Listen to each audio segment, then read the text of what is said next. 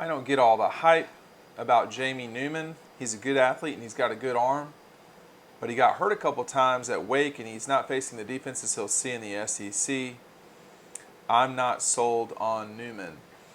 That's what a coach said in Lindy's, an anonymous coach, and I think there's something to be said for that criticism. We don't really know what we're getting into here with Jamie Newman. And that, when I say we, I mean conference, Georgia, nationally. There's just not a lot of data there.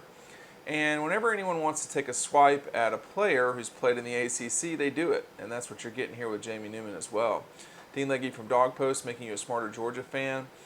We're getting closer and closer to the season, and with that come the preseason magazines and their anonymous coach comments and quotes. And I think they're really informational and helpful to understand what the league thinks.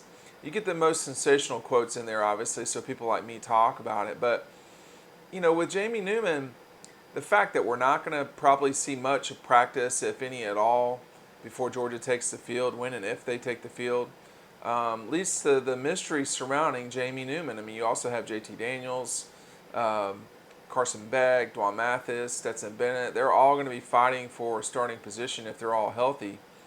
And with Newman, there's just so much unknown. I mean, we're so used to, in the SEC, watching kids sign with schools and then playing as the backup and then developing as the starter. We're not used to transfers. And over the last few years, we've seen more and more that transfers have become such a big part of college football, whether you talk about Justin leaving to go to Ohio State, obviously Baker Mayfield. Oklahoma's made a cottage industry of it. Jalen Hurts last year. And then obviously Joe Burrow winning the national championship in blowout fashion a season ago against Clemson. So this is something that has really come new to the league, but it's going to happen more and more.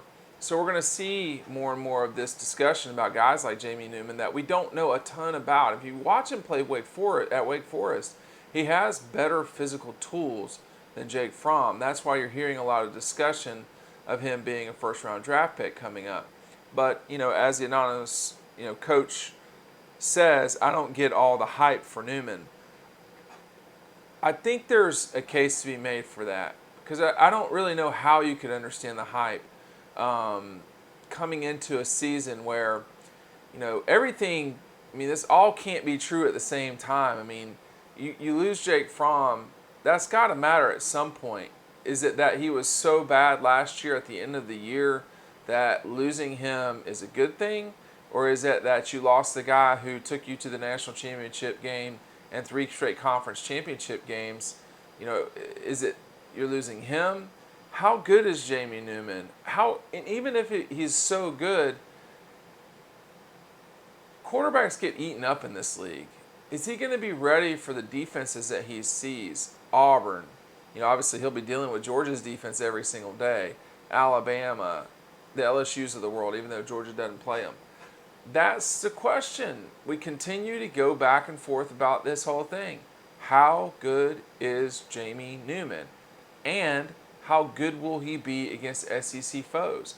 That really is the question, and it's going to be hard to answer that before the season, but probably particularly before Georgia goes to play at Alabama, whenever that game may be. Dean Legge for Dog Post. Let me get you ready for the 2020 season right here. You want to click on that.